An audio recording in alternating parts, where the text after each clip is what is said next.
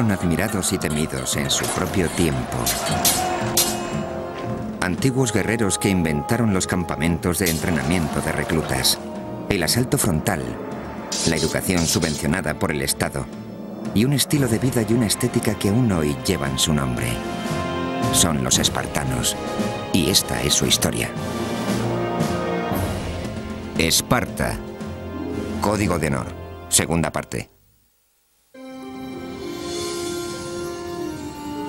A finales del siglo VII a.C., Grecia era una enorme confederación de más de 1000 ciudades-estado, completamente independientes, cada una con su propio carácter y reputación. Atenas, la más grande de todas, tenía una vida cultural muy desarrollada, una arquitectura magnífica y una armada impresionante. Pero Esparta, considerada por encima de Atenas por todas las ciudades-estado del Egeo, no contaba con nada de eso. Al contrario, había sacrificado la cultura en el altar de la guerra. Esparta era un campamento armado. Eso nos da un sistema educativo enfocado principalmente a la formación militar. Fue entonces cuando se creó un cuerpo de policía secreta y cuando se produjo la desconexión temporal con el resto de Grecia. Esparta no conquistará colonias ni construirá ninguna flota. Su única obsesión será el control de Mesenia. Desde finales del siglo VII a.C., Esparta tenía sometida a Mesenia, un país cuya población superaba la de Esparta en una proporción de 10:1.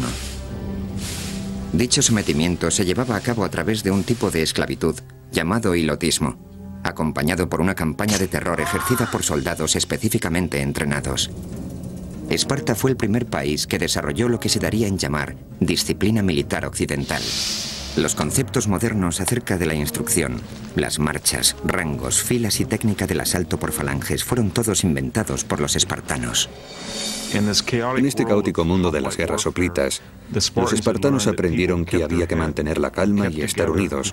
Así se evitaban los espacios entre ellos, aumentaba la cohesión de las filas y se derrotaba al enemigo. Entre todas las falanges, la espartana era la más elegante, la más capacitada para realizar cambios en el campo de batalla en caso necesario. Asimismo, los espartanos rediseñaron de arriba a abajo el armamento de guerra. El instrumento clave era el oplón, de 91 centímetros y medio de diámetro, un escudo que portaba cada uno de los soldados. De ahí el término hoplita para describir al soldado espartano y a todos los que después adoptaron sus métodos. Los soldados, además, iban armados con lanzas de 2 metros de largo, una segunda espada, un pesado casco con 2 pequeñas aberturas para poder ver y una armadura de bronce. Con lo que el ensamblaje completo, o panoplia, podía llegar a pesar casi 32 kilos. En este punto puede parecer ridículo que en pleno verano hombres que no medían más de unos 70 y pesaban entre los 55 y los 59 kilos pudieran cargar con la mitad de su peso. ¿Cómo lo conseguían? A través de un sistema de rituales que determinaba una batalla entera mediante un choque de media hora entre ciudades-estado vecinas. Por lo que se cuenta, los espartanos dominaban este arte de guerra mejor que nadie. Las batallas se decidían mediante tácticas rápidas, definitivas y mortales, basadas en el trabajo en equipo y en la agilidad. Pero durante casi más de 100 años, este arte de guerra fue más una teoría que una realidad. Sin embargo, a partir del siglo VI a.C., los espartanos dejaron de conformarse con haber conquistado y sometido a los mesenos. Volvieron entonces la vista al norte, a la ciudad-estado de Tegea, para expandir su territorio en esa dirección. Sin embargo, Esparta era una de las ciudades-estado con sentido religioso más profundo de Grecia, y no podía actuar sin el consentimiento previo de los dioses. Una delegación fue enviada a Delfos con el fin de obtener la bendición de Apolo, del que creían hablaba a través de una sacerdotisa o Pitia. El oráculo griego era parte horóscopo, parte galleta china del porvenir, parte conjeturas y parte sobornos. A menudo la gente escuchaba lo que quería escuchar. El peregrinaje a Delfos parecía más una visita al mago de Oz que una consulta a un futurólogo o a un lector de manos. Alrededor del año 560 a.C., los espartanos invadieron Tegea. Aquella victoria significó algo más que tan solo ganar una guerra. A partir de entonces, Tegea, en lugar de en enemiga, se convirtió en aliada y probablemente en una de las primeras de una serie de alianzas que se expandieron por la mayor parte del Peloponeso e incluso más allá de él. A finales del siglo VI a.C., la intimidante máquina espartana había convencido a numerosas ciudades-estado del Peloponeso para que se unieran a ella. Esta poderosa alianza se conoció como la Liga del Peloponeso, y Esparta fue su líder. El objetivo consistía en crear una fuerza que hiciera frente a Atenas, no tanto para tomar la potente ciudad-estado como para evitar tener que luchar contra ella. Es algo lógico. Si cuentas con una superioridad militar absoluta y con la reputación como potencia militar absoluta, puedes evitar los enfrentamientos. Esta era la política espartana. Trataban de evitar los conflictos a toda costa porque eran conscientes de que siempre que se luchaba, existía el riesgo de perder. Pero la inminente amenaza proveniente desde el este obligaría a Esparta a salir de su mundo de aislamiento. Persia, gobernada por Darío I, comandaba el imperio más grande que el mundo antiguo hubiera conocido hasta el momento. Entre sus conquistas se contaban muchas ciudades-estado griegas, incluidas las de Jonia. Sin embargo, después de varias décadas de opresión política y fiscal persa, los jonios iniciaron la rebelión. En el año 499 a.C., enviaron una delegación para que se reuniera con el rey de Esparta, Cleómenes, quien se negó a atender a los jonios, decisión que desencadenó una serie de acontecimientos que cambiaron el curso de la historia. Pero no todos los griegos compartían la claridad de visión de Cleómenes. Los ateneos fueron persuadidos por los jonios para que enviaran apoyo a los revolucionarios. A pesar de la ayuda de Atenas, el poderoso imperio de Darío I derrotó a los jonios. Y los persas no perdonarían nunca el apoyo de Atenas a los rebeldes. Tras haber aplastado el levantamiento, los persas empezaron a pensar en serio acerca de aquellos advenedizos del oeste que habían osado entrometerse en lo que para Persia era, a todos los efectos, un asunto interno. Entretanto, Cleómenes se embarcaba en una cruel campaña de anexión de las ciudades-estado vecinas con el objetivo de reforzar y expandir la Liga del Peloponeso.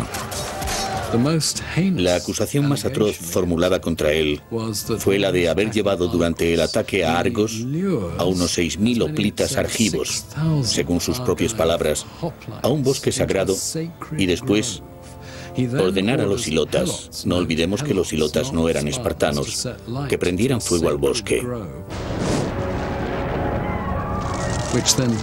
Con lo que esos 6.000 argivos murieron torturados. Cuando Cleómenes volvió a Esparta fue juzgado por estos hechos. Los cargos eran muy graves y ni el rey estaba exento de responder ante la ley espartana. Cleómenes se enfrentaba a la posibilidad del exilio. Lo que resultaba inaceptable era que se tratara de otra ciudad griega, de un bosque sagrado, porque el engaño equivalía en este caso a prácticamente un sacrilegio. Sin embargo, sobrevivió. Vivió para luchar otro día más, pero sus circunstancias no dejaron de ser sospechosas. En un intento de evitar su propio exilio, Cleómenes tenía que eliminar las fuerzas que se oponían a él dentro del gobierno. Eso significaba acabar con la competencia, es decir, con el otro rey de Esparta, de Marato. Para conseguirlo, Cleómenes sobornó al oráculo de Delfos para que declarara ilegítimo al rey de Marato. Este fue inmediatamente depuesto y condenado al exilio. Pero la trama de Cleómenes no tardaría en descubrirse, con lo que él también acabó exiliado. Cuando Cleómenes regresó, con el tiempo, sufrió una horrible muerte que él mismo se infligió. La versión más extrema de los acontecimientos cuenta que se suicidó descuartizándose a sí mismo desde los pies hasta llegar a los órganos vitales.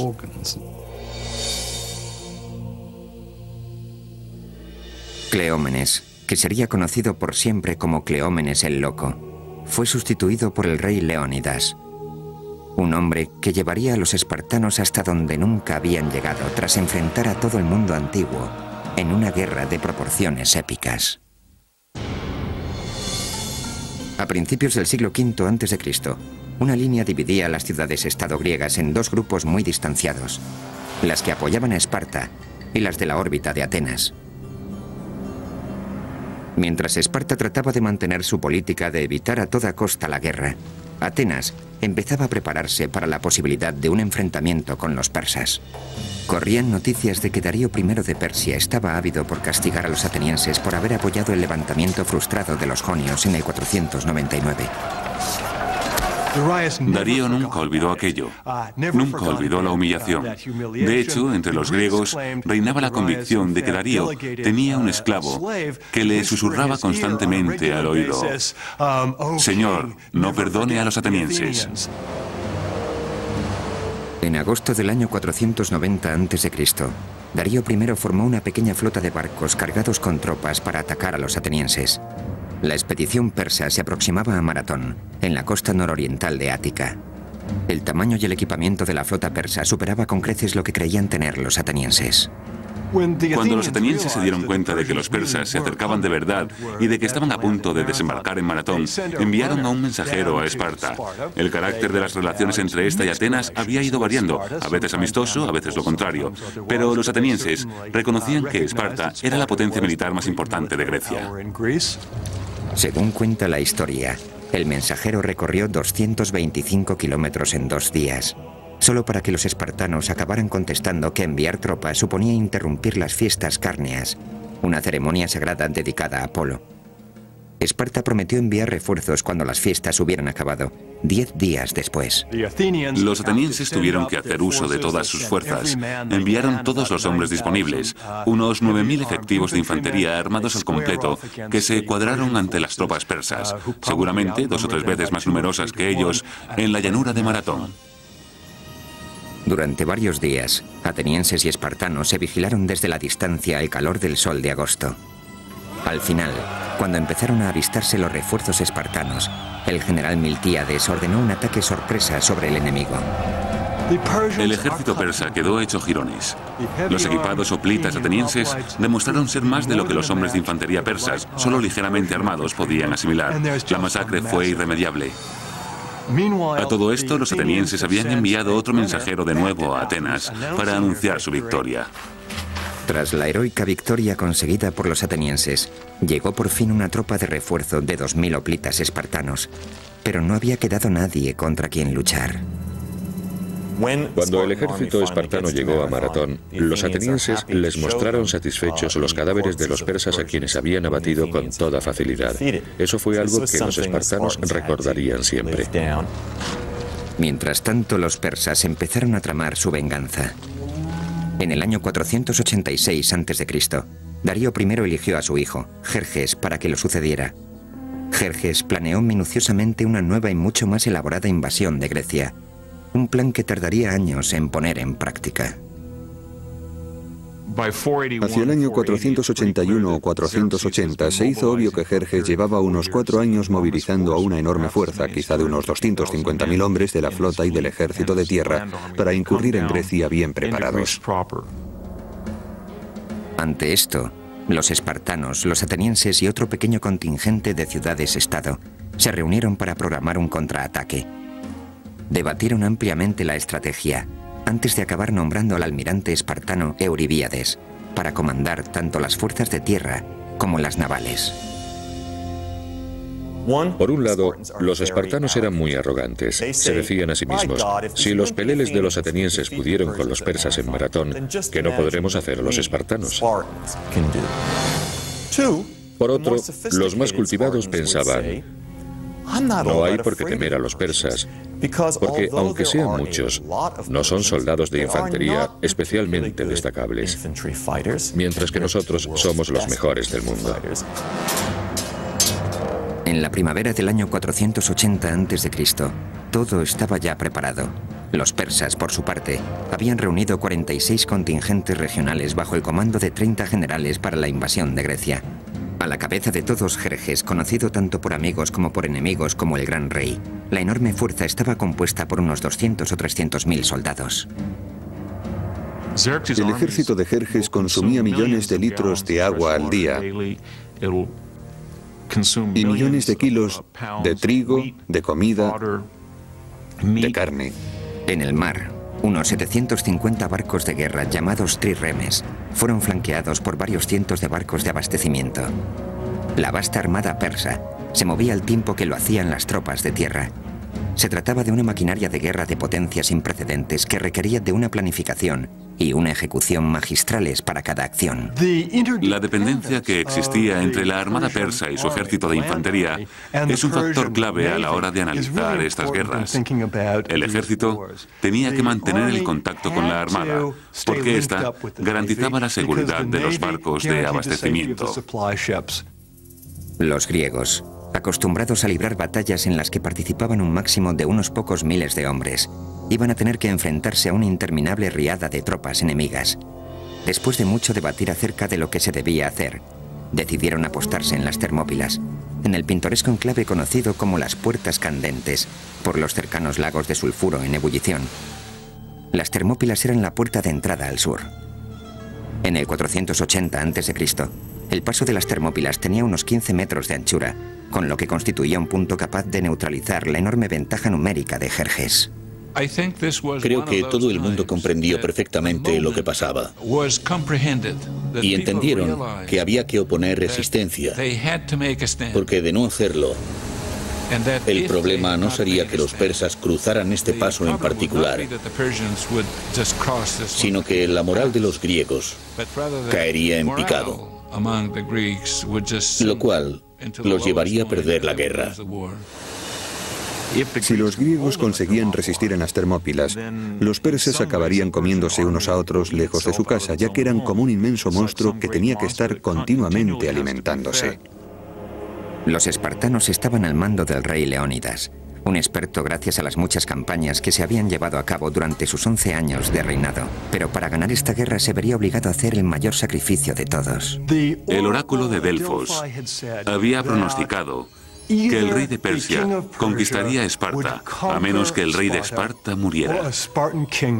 Leónidas era perfectamente consciente de este augurio, así como de que si los griegos oponían una contundente resistencia a los persas tras las Termópilas, se iba a producir un momento glorioso, algo que conmocionaría a todo el mundo. En un inmenso alarde de valor, Leónidas seleccionó a los hombres para la que seguro sería una misión suicida.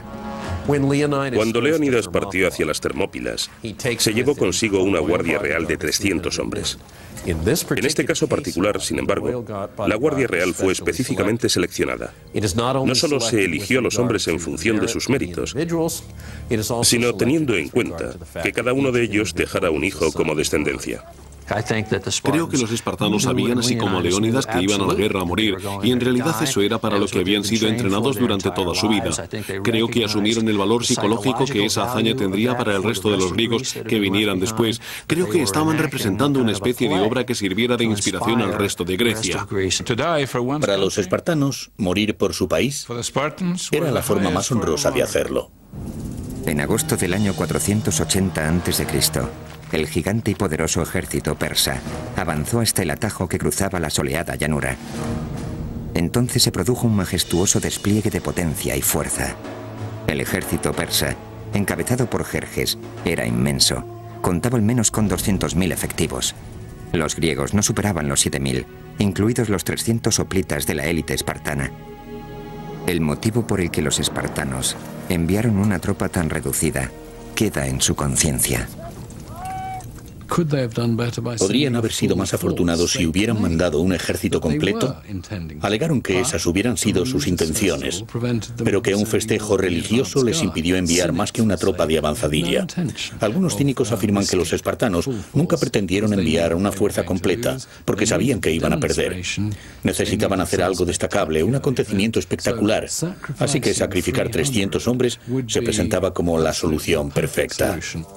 Los espartanos, dirigidos por Leónidas, estaban preparados para luchar hasta la muerte. Cuando Jerjes envió un mensajero, combinando a los espartanos a que depusieran las armas, Leónidas respondió con 2 palabras: molon lave, o ven tú a cogerlas. No podía haber un contraste mayor entre dos ejércitos, no podía haber un contraste mayor entre dos sociedades. Por un lado, Jerjes en su trono, con secretarios tomando notas, y por otro, Leónidas, al frente de sus hombres. La misión del rey Leónidas era crucial. retener a los persas el tiempo suficiente como para que los generales griegos consiguieran formar sus tropas en el istmo de Corinto.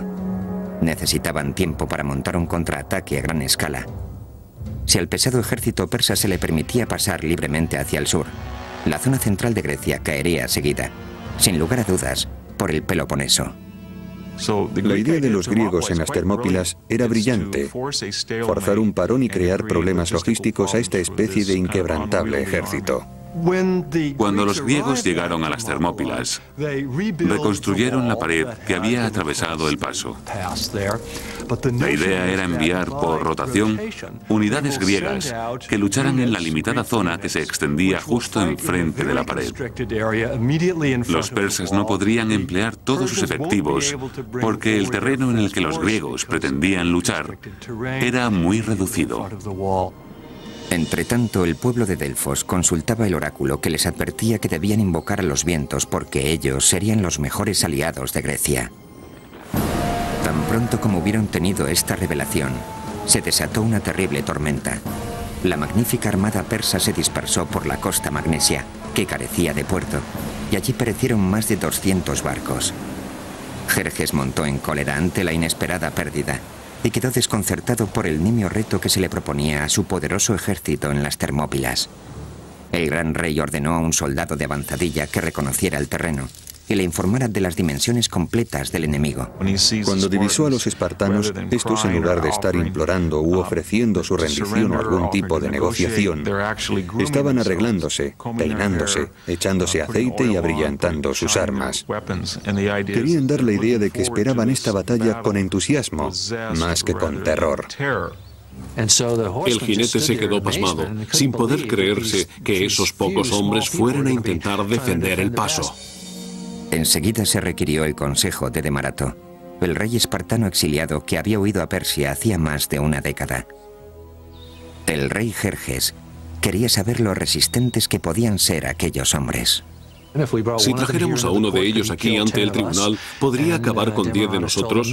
Demarato le dijo que hombre a hombre no, que no era el mejor que nadie, pero que en grupo, la cohesión de la unidad que iba a defender el paso se revelaría muchas veces más potente que lo que podría parecer por su número. El mensaje de Demarato era claro: no subestimar a los soldados espartanos. Llevaban la guerra en la sangre, era su modo de vida. Todo estaba listo. Tanto las fuerzas griegas como las persas se encontraban preparadas para la batalla. Lo que iba a ocurrir después marcaría el futuro de la democracia. Año 480 a.C. El verano toca a su fin. La suerte del mundo occidental está echada. En el estrecho paso de las Termópilas se han formado las líneas de la batalla que enfrentará a Grecia y a Persia. 300 espartanos, junto con sus 7.000 aliados griegos, se han atrincherado y están listos para enfrentarse a un ejército persa de al menos 200.000 efectivos. Para los espartanos se presenta como una misión suicida, pero deben parar a los persas para que Grecia pueda preparar el contraataque. Cuando el rey Leónidas partió para defender el paso de las Termópilas y supo que le esperaba la muerte, su mujer, Gorgo, al despedirse le preguntó si tenía instrucciones para ella. Leónidas le dijo que se casara con un buen hombre y tuviera hijos sanos. Así eran los espartanos, siempre dispuestos a morir, preparados para morir. Consideraban que morir en combate por su país era algo verdaderamente glorioso. Así pues, en nombre del honor y de la gloria, los soldados espartanos resistieron desafiantes y serenos, incluso preparados para abalanzarse sobre la inmensa fuerza persa, de cuya presencia les había puesto sobre aviso la avanzadilla de reconocimiento. Les dijo: los arqueros persas son tantos que cuando disparan sus flechas nublan el sol. A lo que otro espartano, Diéquenes, respondió: bueno, pues libraremos la batalla en penumbra. El 18 de agosto del año 480 a.C., 4 días después de haber llegado a las puertas candentes de las Termópilas, los dos bandos se hallaban listos para el combate. El aplastante número de efectivos persas les permitió contar con toda la seguridad que un ejército podía desear. Pero las tropas bronce y carmesí espartanas se erguían desafiantes, dispuestas a luchar. Normalmente conocemos formaciones de 8 filas. El motivo que lo justifica es que las primeras 2 o 3 filas luchan porque las lanzas son muy largas. Sin embargo, la función de las filas de atrás consiste tan solo en empujar a las de delante. Así que la cohesión y el empuje de las filas de atrás resultan absolutamente tan cruciales como la destreza y la valentía de los hombres del frente. Pronto los persas se dieron cuenta de que su aparente ventaja numérica no era tal en la práctica. Una vez que se ha asumido que no es posible maniobrar y que los jinetes persas no van a poder hacer nada, entonces ya tienes el embudo. Sabes que has empujado a toda esa gente hacia un cuello de botella. Los persas tuvieron que atravesar el bronce y el hierro, cosa que nunca antes habían hecho. Los cortaron a pedazos. En los estrechos confines del paso, el pesado armamento griego, sus largas y afiladas lanzas y sus enormes escudos demostraron ser bastante eficaces contra el armamento ligero y las cortas lanzas de los persas. Fue algo escabroso. La gente gritaba, defecaba, orinaba, caía al suelo derribada, era pisoteada. Las lanzas iban rompiéndose. La batalla se convirtió en una auténtica carnicería. La falange griega era prácticamente impenetrable, y nada más caer la tarde, el campo de batalla ya parecía el infierno. Todo el paso estaba cubierto de cadáveres, y los espartanos no mostraban síntomas de desfallecimiento. La falange espartana funcionaba casi como un cuerpo de ballet, con esa agilidad de acción, esa habilidad para ejecutar con rapidez las decisiones en el campo de batalla y para moverse como una unidad. Estas eran algunas de las cosas que hacían de los espartanos unos soldados tan formidables. Jerjes estaba decidido a destruir la falange espartana y a detener el baño de sangre. Ordenó a sus guardaespaldas personales, conocidos como los inmortales, que participaran en la lucha. Solo ellos contaban con armas capaces de hacer frente al armamento pesado de los griegos, pero no fue suficiente. Un enfrentamiento salvaje dejó a las tropas de élite del rey completamente destrozadas. Viendo cómo un velo de muerte se cernía sin piedad sobre ellos, tuvieron que detener la lucha y retirarse. La mentalidad y la ideología hoplitas puede resumirse en una sola frase: mantenerse firme o mantener la posición. La aportación de los espartanos es esa solidez, ese ser fuertes como una roca. Al caer la noche, Jerjes abandonó el combate. Su bestia colosal cayó de rodillas. Las pérdidas persas se contaban por miles. A través de la llanura ensangrentada, los griegos atendían a sus víctimas mucho menos numerosas. Leónidas caminaba entre los muertos, perfectamente consciente de que en cuestión de horas sus hombres correrían la misma suerte.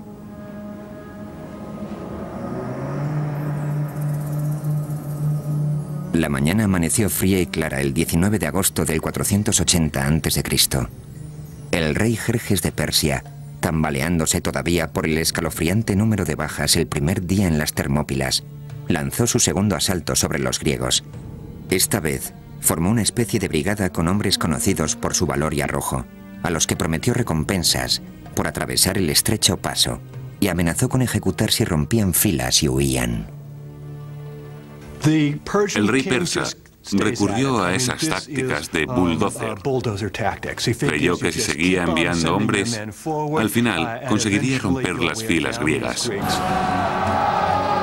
Pero una vez más, la impresionante fuerza persa no fue suficiente para derrotar a los griegos ni al cuerpo de élite espartano.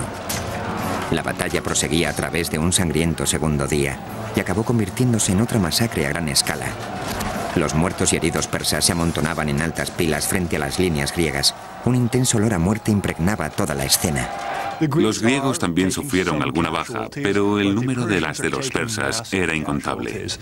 Resultaba demasiado desmoralizante permitir que esto siguiera indefinidamente. Desde su dorado trono en lo alto de la montaña, Jerjes observaba cómo sus mejores tropas sufrían salvajes pérdidas. Al rey no le quedó otra opción que recurrir a otro desafortunado ataque. Después de todo, el rey persa podía permitirse 50 bajas por cada una de las de los griegos sin acusarlo gravemente. Pero también era verdad que si por cada baja griega había 50 persas y eso se prolongaba durante mucho tiempo, la moral de su ejército se vería irremisiblemente afectada, así que tenía que encontrar otro camino. Entonces se produjo un punto de inflexión cuando un griego llamado Efialtes, no sin antes recibir una cuantiosa recompensa a cambio, Decidió traicionar a sus compatriotas y guió a los persas a través de un paso secreto en el monte Calidromos. En griego, el nombre de Efialtes se ha convertido en la palabra más común de todos los tiempos para referirse a las pesadillas. Es la palabra griega para pesadilla. El camino que Efialtes mostró a los oprimidos soldados persas les permitió rodear el contingente griego, una táctica con la que Jerjes creía que iba a acabar venciendo por fin a sus enemigos. Los inmortales persas ascendieron a hurtadillas por la noche, y al amanecer, el sonido de sus pisadas sobre las hojas secas anunció su llegada al otro lado. Las puertas candentes se habían convertido en una trampa mortal para los espartanos, con abruptos acantilados y el océano a un lado, las montañas a otro, y los soldados persas concentrados frente a ellos y ahora también detrás. En este punto, Leónidas analizó la situación. Era el comandante en jefe de la zona de combate, así que ordenó la retirada al conjunto de griegos en las Termópilas. Los espartanos se quedarían con él. Hasta el último de ellos permaneció en su posición. Después de girar las tornas en el paso, llegó el tercer día, uno de los más memorables de la historia griega. Cansados y heridos, los dignos soldados espartanos hicieron uso por última vez de su pesado armamento. Mientras se preparaban para morir, el rey Leónidas pronunció sus últimas palabras. Desayunen copiosamente, señores, porque esta noche cenaremos todos en el infierno. En ningún momento se planteó rendirse, sino que luchó hasta que no quedó ni un solo hombre. Cuando el sol asomó entre las colinas, los espartanos y los pocos aliados que quedaban estaban siendo atacados por todos lados. No por ello dejaron de luchar con valor, lanzándose con fiera desesperación hacia el sangriento campo de batalla. Entonces el rey Leónidas fue herido de muerte, y los espartanos pelearon salvajemente para hacerse con el cadáver, y consiguieron sacarlo de allí. Al final, la noche del 20 de agosto del 480 a.C., los espartanos realizaron su último y desesperado intento de resistencia. Según se cuenta, sus armas estaban destrozadas, así que se deshicieron de ellas. Sus escudos resquebrajados, sus armaduras deshechas. Se sirvieron entonces de sus dientes, de sus manos. Se enfrentaron a puñetazos a los miles de persas que consiguieron rodearlos en una colina, y no queriendo desperdiciar más efectivos, enterraron a los griegos en un mar de flechas.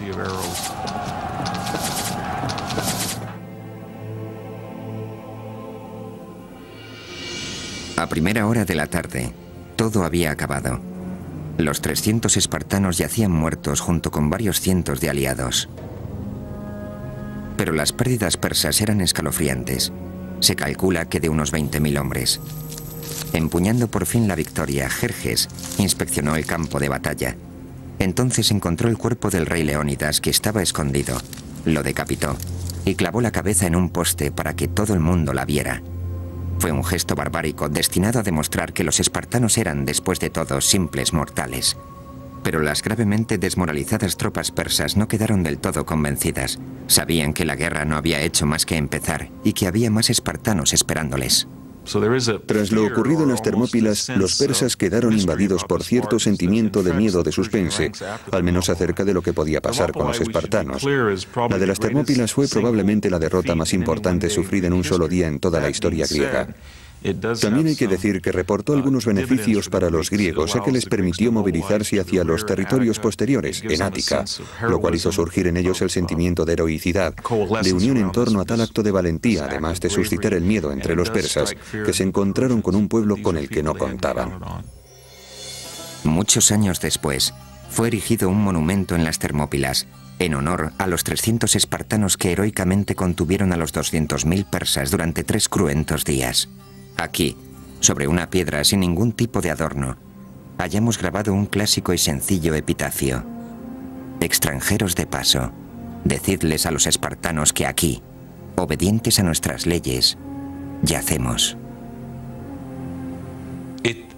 Hace hincapié en el hecho de que, independientemente de las percepciones o ideas de cada uno, las leyes espartanas dictaban que aquellos soldados permanecieran allí en ese momento. En cierto sentido, los espartanos necesitaban algo así. Necesitaban una batalla espartana de maratón. Necesitaban un acontecimiento al que poder referirse para demostrar que la virtud espartana era absolutamente inquebrantable. Incluso, aunque no vencieron, obtuvieron una victoria moral porque murió hasta el último de sus hombres. Lo que ocurrió en las Termópilas ha quedado grabado en la memoria de la civilización occidental. Después de la caída del Álamo, el periódico local de Nacogdoches, Texas, declaró que las Termópilas ya tenían su equivalente. Ahora, con la brecha en la primera línea de defensa griega, los persas tenían libertad para avanzar hacia el sur, a través de Ática, aplicando la táctica arrasar e incendiar, sin respetar a nada ni a nadie. Cosechas y granjas enteras invadidas por las llamas, estatuas de dioses demolidas, templos destruidos, incluso la Acrópolis fue víctima del fuego. Cuando empezó a correr el rumor por Grecia de que todo el país estaba ardiendo, muchos atenienses estuvieron al borde de la sublevación. Nunca hubieran podido imaginarse que las tornas iban a dar un determinante giro. En las últimas décadas del siglo V a.C., todas las fuerzas de Grecia se unieron rápidamente en contra del enemigo común, el aparentemente invencible ejército persa, formado por más de 200.000 efectivos. Tras la batalla de las Termópilas en el año 480 a.C., el ejército y la armada persas tenían camino libre para avanzar hacia el sur, hacia Atenas. La moral griega aparecía por los suelos y la derrota inminente. Entonces decidieron confiar en un astuto y respetado comandante ateniense llamado Temístocles. Y el poderoso comandante decidió evacuar el interior del país y trasladar al pueblo a la isla de Salamina, confiando la esperanza de Grecia en una batalla naval. Entonces los atenienses determinaron abandonar su territorio con la intención de evitar enfrentarse a los persas en una especie de batalla a la desesperada en tierra. Sin embargo, más que abandonar su territorio, lo que hicieron fue enviar a las mujeres y a los niños a campos de refugiados al sur de Grecia, tras la muralla del Istmo, y enfocar todas sus expectativas en su armada. Bajo la oscuridad de la noche, la armada griega se embarcó hacia la bahía de Salamina, a unos 97 kilómetros al sur por la costa.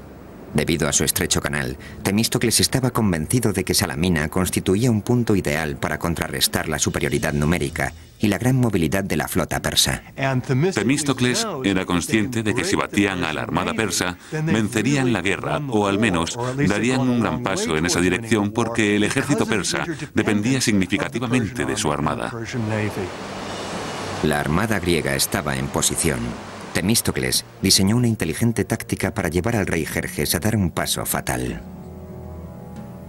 Temístocles le envió un esclavo que le dijo que el rey quería ser su amigo, que había visto la luz y que para demostrarlo le informaba de que si atacaba en ese momento podría capturar a toda la flota griega.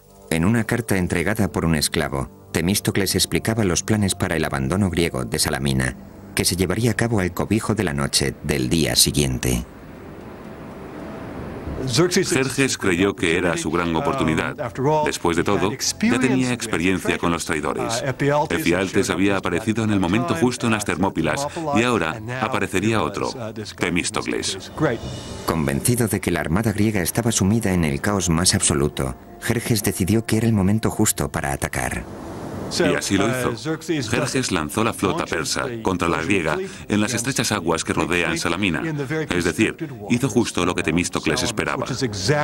Temístocles conocía esas aguas a la perfección y había colocado su flota de manera que la estrechez pudiera servirle de ventaja. Asimismo, sabía perfectamente cuándo el viento iba a soplar por detrás de ellos y con ello el momento en el que podrían cargar con más eficacia. Entonces, cuando los persas se abalanzaron sobre ellos, los griegos atacaron también con sus barcos. Creo que esta constituyera la batalla naval más importante con respecto al número de efectivos de la historia de la civilización occidental. Mientras la flota griega avanzaba como un pulpo gigantesco desde su guarida de rocas, el rey Jerjes se encontraba a salvo en su trono dorado en las alturas del monte Egeleo.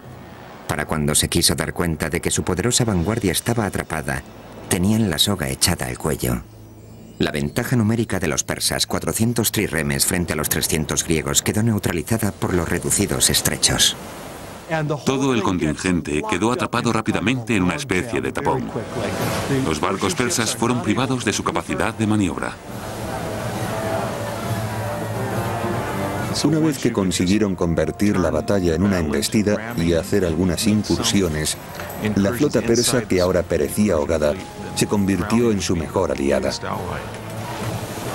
Los barcos griegos enviaron marinos, hoplitas, que saltaban de barco en barco, dejando tras ellos una estela de sangre. Probablemente el índice de bajas de esta sea el más grande que se haya producido en una única batalla naval en toda la historia. El número de persas que se ahogaron en la costa de Ática ascendería hasta los 60.000. Fue un desastre sin precedentes para los persas y una victoria rotunda para los griegos. Los cadáveres y los restos de los barcos no dejaban ver el agua. Los persas perdieron unos 200 barcos, mientras que los griegos solo unos 40. Jerjes estaba encolerizado y humillado. Como resultado de la batalla de Salamina, Jerjes y todo su ejército tuvieron que salir de Grecia. Era imposible dejar a su ejército en Grecia a menos que pudiera garantizar su reabastecimiento. Con la pérdida del control en el mar, la pérdida de dominio sobre el agua, resultaba muy arriesgado. Así que tuvo que evacuar al grueso de su ejército. Pero el primo de Jerjes, el general Mardonio, fue designado personalmente para dirigir la guerra en Grecia. Con una fuerza de primera formada por 30.000 hombres, Mardonio se trasladó hacia el norte, hacia Tesalia, donde contaban con suministros suficientes para que sus hombres sobrevivieran al invierno. Entretanto, volvía a surgir el recelo entre Atenas y Esparta.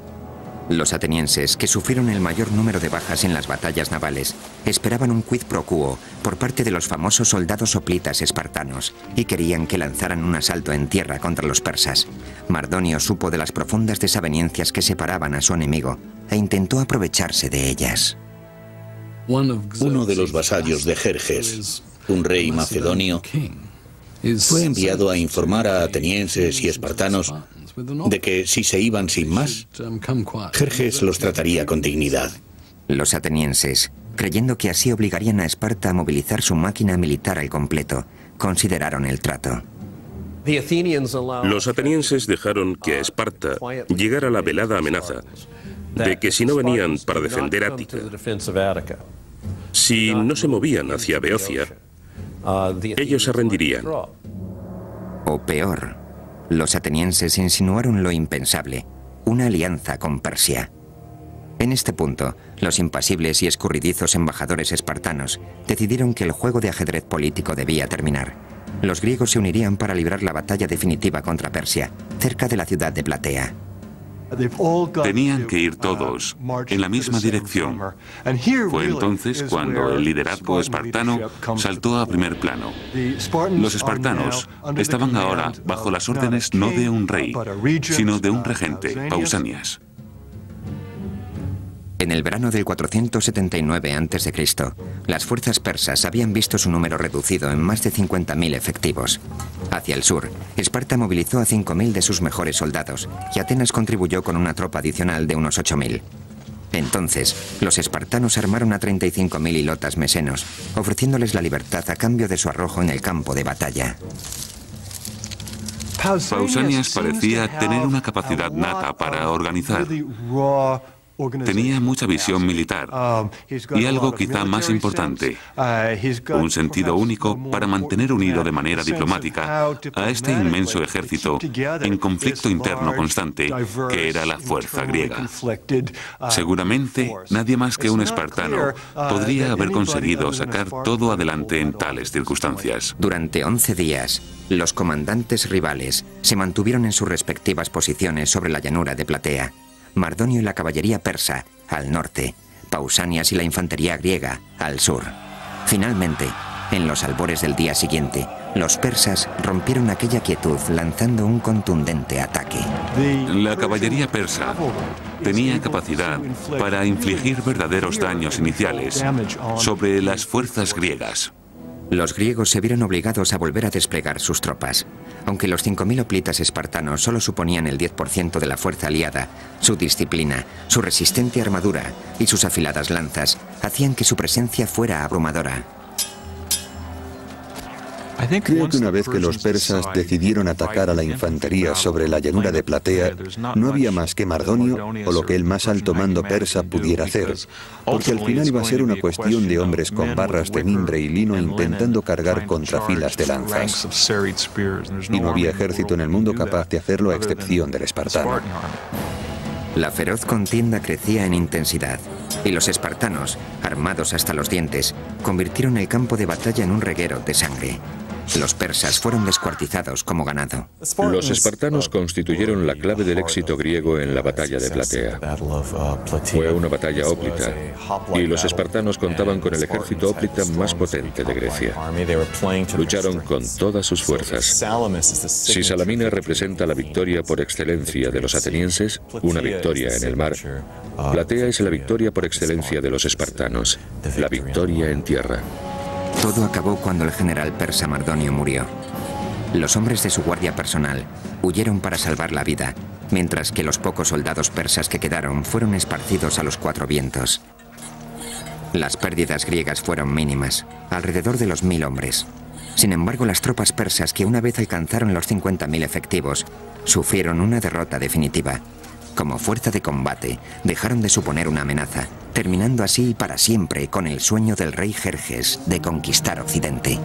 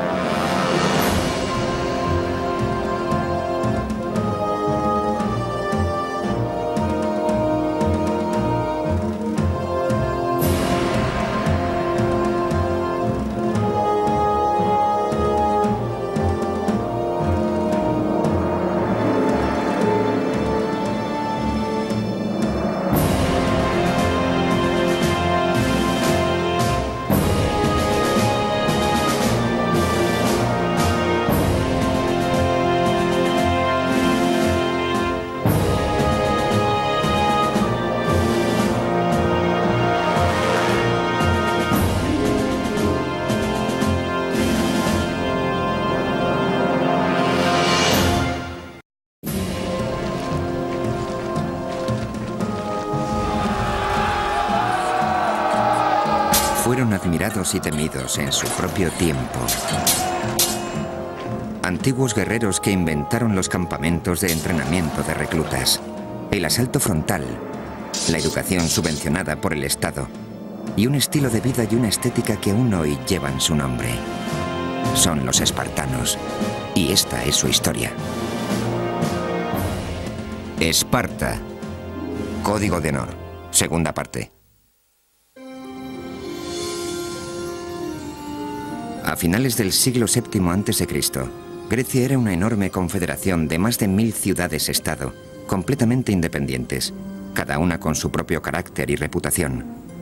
Atenas, la más grande de todas, tenía una vida cultural muy desarrollada, una arquitectura magnífica y una armada impresionante.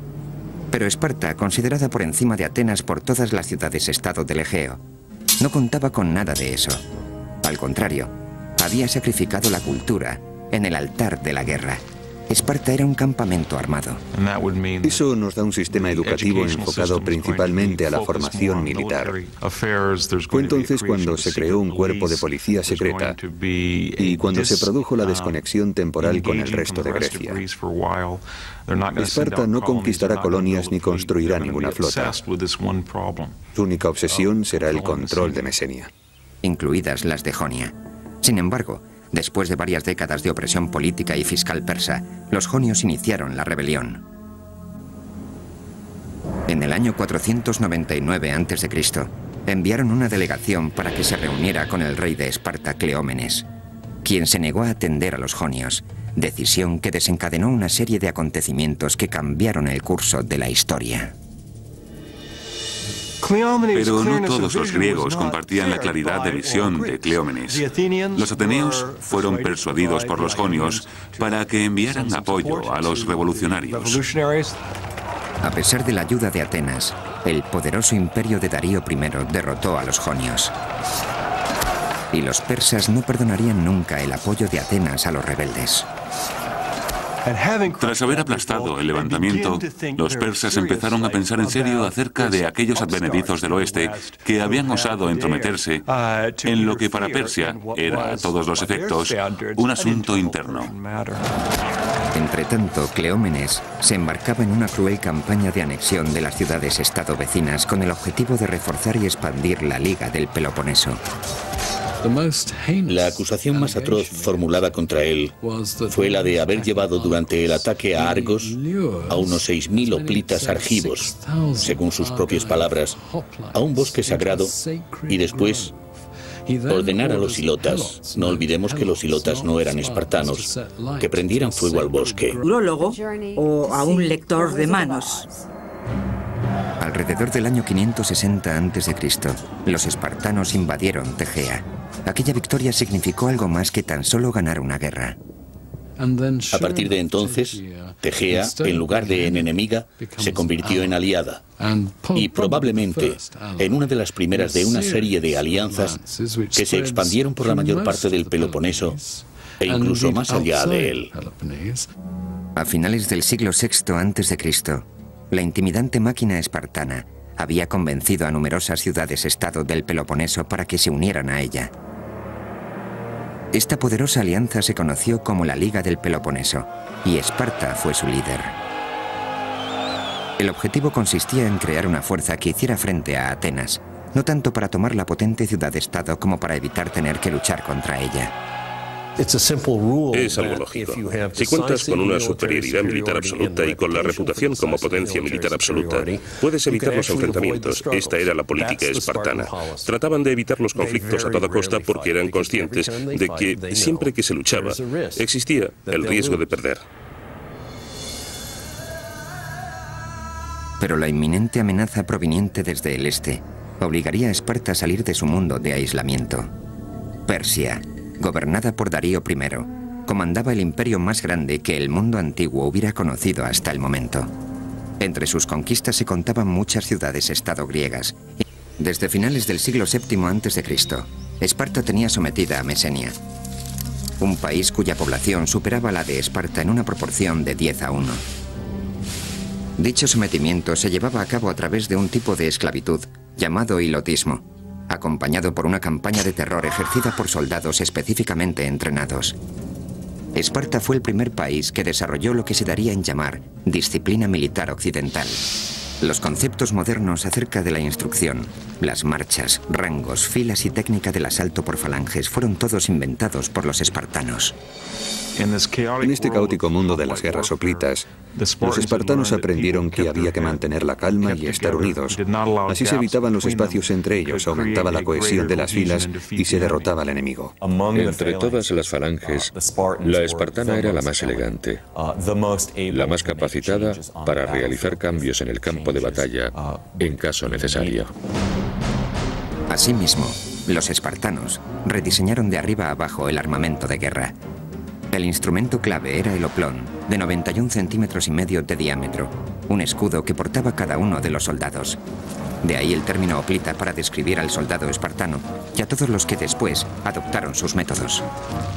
Los soldados, además, iban armados con lanzas de 2 metros de largo, una segunda espada, un pesado casco con 2 pequeñas aberturas para poder ver y una armadura de bronce. Con lo que el ensamblaje completo o panoplia podía llegar a pesar casi 32 kilos. En este punto puede parecer ridículo que en pleno verano hombres que no medían más de unos 70 y pesaban entre los 55 y los 59 kilos pudieran cargar con la mitad de su peso. ¿Cómo lo conseguían? A través de un sistema de rituales que determinaba una batalla entera mediante un choque de media hora entre ciudades-estado vecinas. Por lo que se cuenta, los espartanos dominaban este arte de guerra mejor que nadie. Las batallas se decidían mediante tácticas rápidas, definitivas y mortales, basadas en el trabajo en equipo y en la agilidad. Pero durante casi más de 100 años, este arte de guerra fue más una teoría que una realidad.